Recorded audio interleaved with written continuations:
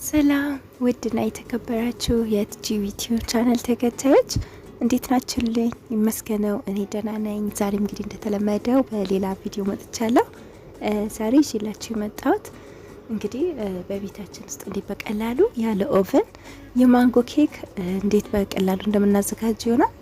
ልብን የሚያቀዘቅዝ በጣም ቆንጆ ቴስት ያለው እንዲሁም ደግሞ በተለይ በዚህ በበጋው ሰዓት በዚህ በሙቀቱ ጊዜ በጣም የሚያስፈልገን ነው ማለት ነው እና በጣም ቆንጆ ቴስት ነው ያለው። እርግጠኛ ነኝ ተወዱታላችሁ። እስከ መጨረሻው ተከታተሉኝ። ላይክ፣ ሼር፣ ሰብስክራይብ ማድረግ አትርሱ። ወደ አዘገጃጀቱ እንሂድ። በመጀመሪያ የሚያስፈልገን የተዘጋጀ ኬክ ነው። እኔ ይህንን የአሜሪካን ብራንድ የስትሮበሪ ሮል ኬክ ነው የተጠቀምኩት። እናንተ ከፈለጋችሁ የቫኒላ ኬክ መጠቀም ትችላላችሁ። ወይ የቫኒላ ኬክ ወይ በዚህኛው ነው የምታዘጋጁት። ግን በዚህ ብታዘጋጁት በጣም ተወዱታላችሁ እርግጠኛ ነኝ። ከውስጡ ያው እንደምታዩት የቫኒላ የስትሮበሪ ጃም ነው ያለው። በጣም ቆንጆ ቴስት ነው ያለው። እሱን እንደዚህ ከቆራረጥን በኋላ ሳህን ላይ እንደዚህ እንደረድረዋለን ማለት ነው። እንደዚህ አይነት እቃ ያስፈልገናል ለኬክ መስሪያችን። ከዛ በኋላ እንግዲህ ከላይ ፍሬሽ ወተት ነው እንደዚህ አድርገን እናርሰዋለን ማለት ነው። በዚህ መልኩ ከላይ ሳይበዛ እንደዚህ እያፈሰስን በስሱ እናርሰዋለን። ኬኩን እንዲመጥ እንተዋለን። ከዛ እዚህ ጋር እንግዲህ የሚያስፈልገን ይሄኛው ክሬም ነው። በአረብኛ ጌመር ይባላል። ትናንሿን ሁለትን የተጠቀምኩት። እናንተ ያላችሁ ትልቁ ከሆነ አንዱ ይበቃል ማለት ነው። እዚህ ሳህን ላይ ከጨመርን በኋላ የሚያስፈልገን ፓውደሩ ክሬም ነው ወይም ድሪም ዋይፕ ነው። ድሪም ዋይፕ እሱንም እንጨምራለን። ድሪም ዋይፕ ሁለቷን ፓኬት ነው የምጨምረው። እዚህ ጋር እንደምታዩት እንደዚህ ሽጉር ሁለቱ ማለት ነው።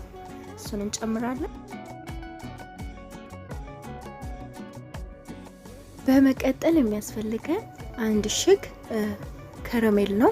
ከረሜል ፓውደሩን ነው ማለት ነው። አንዱን እሽግ እንጨምራለን ፓውደሩን ከረሜል። ከዛን በመቀጠል ደግሞ የሚያስፈልገን ጅብን ኬሪ ይባላል በአረብኛ ወይም ክሬም ቺዝ ሁለቷን ፍሬ ጨምር ያለው። ከዛን ክሬሙን እንግዲህ ለማዘጋጀት እነዚህ ግብአት ብቻ ነው የምንጠቀመው። እነዚህን በደንብ አድርገን ለ4 ደቂቃ ያህል በደንብ አድርገን ወደ ላይ እስኪመጣ ድረስ በደንብ አድርገን መተዋለን ማለት ነው በዚህ መምቻ ማሽን።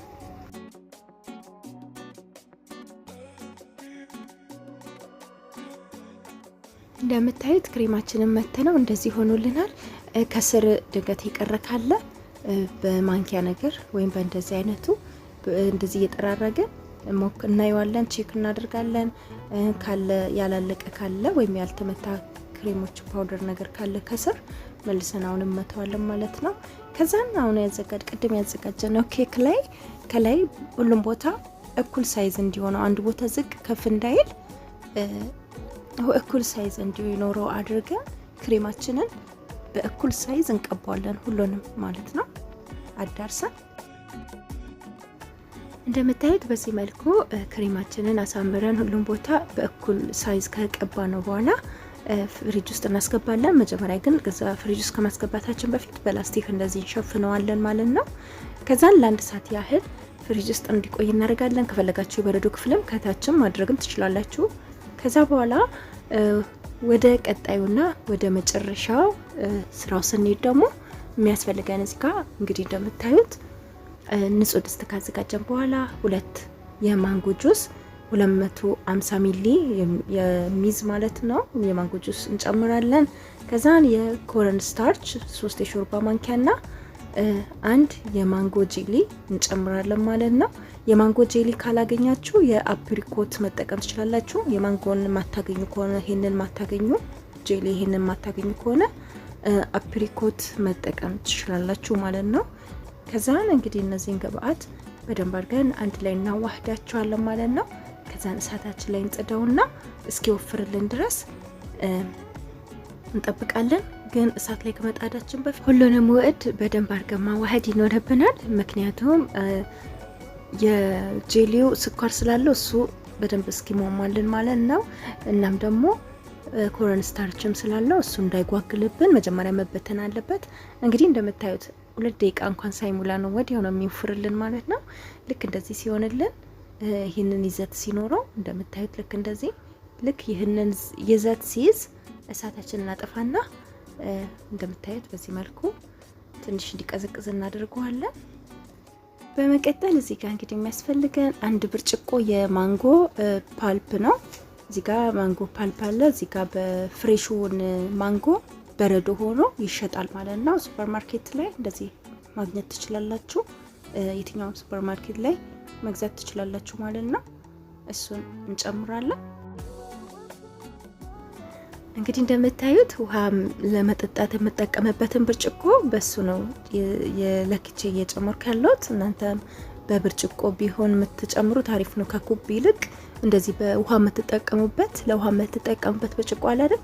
በሱ ለክታችሁ ቀድም ያዘጋጀነው ወይም አሁን ያዘጋጀነው ውህድ ላይ እንጨምርና እንደዚህ በእንቁላል መምቻ በደንብ እናዋህደዋለን። ከዛ በኋላ መቀዝቀዙን እርግጠኛ ስትሆኑ በጣምም ባይቀዘቅዝ ችግር የለውም። ይሄኛው አሁን የጨመርነው ቀዝቃዛ ስለሆነ በረዶ ስላለው ወዲያው ያቀዘቅዘዋል፣ ችግር የለውም። ስለዚህ በጁስ መፍጫ ማሽን ውስጥ እንጨምረውና በደንብ አንድ ላይ ለ1 ደቂቃ ያህል እንመታዋለን። ይሄ ታዲያ ስሙዝ እንዲሆንልን በቃ በደንብ ሁሉም ነገር እንዲዋሃድልን አንድ እንዲሆን ያደርገዋል ማለት ነው። ታዲያ በኋላ ላይ ቆንጆ ቴስት ይሰጠዋል። በመቀጠል ቀዝቃዛ ከሆነ ውህዱ ቼክ አድርጉና ከዛ ቅድም ያዘጋጀነው ፍሪጅ ውስጥ ያስቀመጥነው አለ አይደል? እሱን አውጥተን ከላይ እንደዚህ እንደምታዩት እንጨምራለን።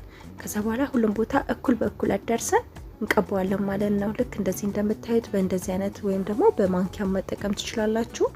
በማንኪያ ነገር ግን ሁሉም ቦታ እኩል ሆኖ እንዲዳረስ ሚዛናዊ እንዲሆንላችሁ፣ አንዱ ቦታ በዛ አንዱ ቦታ አነስ እንዳይልባችሁ እኩል አድርጋችሁ መቀባት ነው ማለት ነው። ከዛ ፍሪጅ ውስጥ እናደርጋለን። ኬኩን ከ2 ሰዓት በኋላ ከሆነ መመገብ የፈለጋችሁት ወይ ከ1 ሰዓት በኋላ ከሆነ የምትፈልጉት የበረዶ ክፍል ውስጥ አስቀምጡት።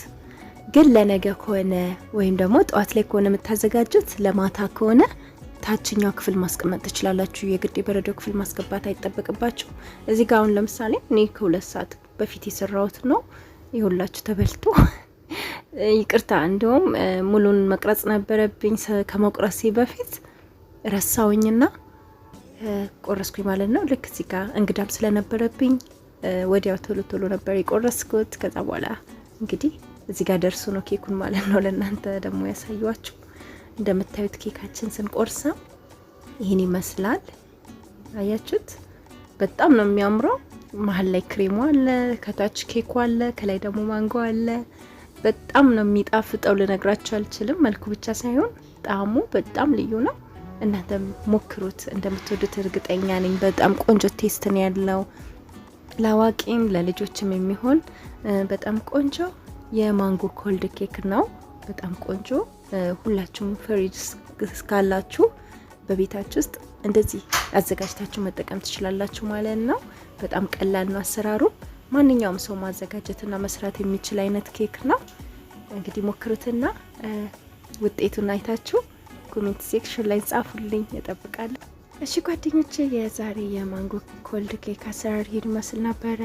እናንተም እንግዲህ እንደወደዳችሁ ተስፋ አድርጋለሁ። እስከ መጨረሻም ስለተከታተላችሁኝ አመሰግናለሁ። በቀጣይ በሌላ ቪዲዮ እስክንገናኝ ሰላም ሁኑልኝ። ባይ ባይ።